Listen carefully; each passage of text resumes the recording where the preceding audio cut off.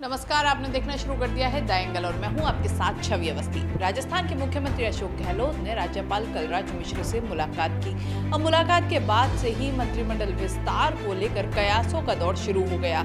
हालांकि कयास तो पहले भी लगाए जा रहे थे, लेकिन अब तो कहा जा रहा है कि जल्द ही मंत्रिमंडल विस्तार हो सकता है।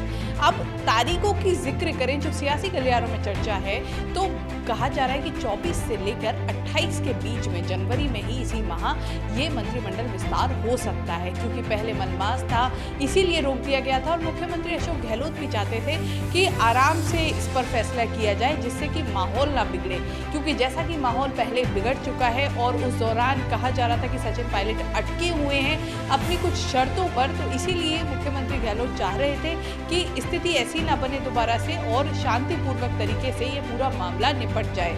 और इसी को ध्यान में रखते हुए पीसीसी की कार्यकारिणी भी घोषित की गई है।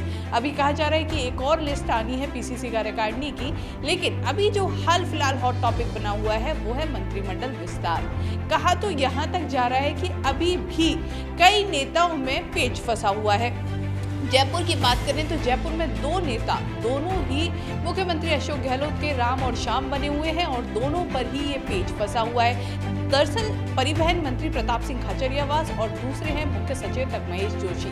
कहा जा रहा है कि दोनों पर ही ये पेच इसलिए फंसा है कि दोनों ही इस समय मुख्यमंत्री अशोक गहलोत के खास हैं। हालांकि महेश जोशी पहले से ही खास हैं, लेकिन जब से पायलट प्रकरण हुआ है उसके बाद से ही परिवहन मंत्री प्रताप सिंह खाचरियावास भी अशोक गहलोत की एक अच्छी वाली लिस्ट में शामिल हो गए हैं। अब इस गुड लिस्ट में शामिल होने का कहीं ना कहीं उन्हें इनाम तो मिलना ही चाहिए। इसी कयास और इसी उम्मीद में वो भी बैठे हैं। तो अब देखना होगा कि अब इन दोनों मंत्रियों पे जो पेच फंसा है, दोनों नेताओं पे जो ये पेच फंसा है, आखिर किसको मंत्रिमंडल में जगह मिलती है, क्योंकि परिवहन मंत्री पहले से ही हैं प्रताप सिंह खाचरियावास। तो ऐसे में डर ये है कि कहीं वो कुर्सी सरक ना जाए, लेकिन इसकी उम्मीद बिल्कुल ना की बराबर है।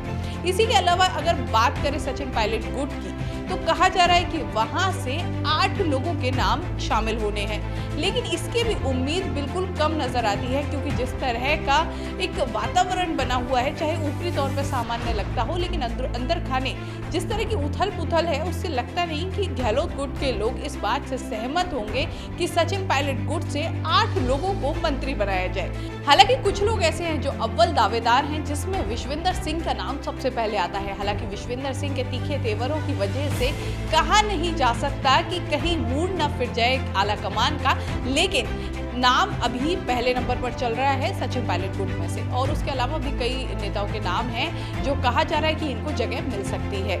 अब देखना होगा कि जो ये मंत्रिमंडल को लेकर इतने लंबे समय से जो विस्तार होना है, इसको इतने लंबे समय से इसका इंतजार किया जा रहा था और अब कहा जा रहा है कि जल्द ही ये हो सकता है, और खासकर इस महीने में। तो अब देखना होगा कि पहले तो सबसे पहले किस किस के इसमें नाम शामिल होते हैं, उसके बाद जिनके नाम शामिल होते हैं और जिनके नाम शामिल नहीं होते हैं, क्या उन दोनों में असमंजस्य की स्थिति बनी रहेगी या सामंजस्य बन जाएगा। और अगर सामंजस्य बन जाता है तो राजस्थान की जो ये सरकार है किस तरह आगे बढ़ती है, क्योंकि विपक्ष लगातार सवाल खड़े करते रहा है, विपक्ष लगातार कहता रहा है कि गुटबाजी है। हालांकि इस समय बीजेपी में भी कांग्रेस से ज्यादा गुटबाजी हो चुकी है, लेकिन फिर भी आरोप तो वहां से लगते ही रहे हैं। तो अब देखना होगा कि मुख्यमंत्री अशोक गहलोत कैसे इन सभी आरोपों से पार पाते हुए अच्छा मंत्रिमंडल विस्तार करते हैं और राजस्थान के विकास को आगे बढ़ाते हैं। इस तरह की खबरों के लिए द एंगल देखते रहिए। चैनल को जरूर सब्सक्राइब कीजिए। वीडियो पसंद आया तो शेयर करना ना भूलें। नमस्कार।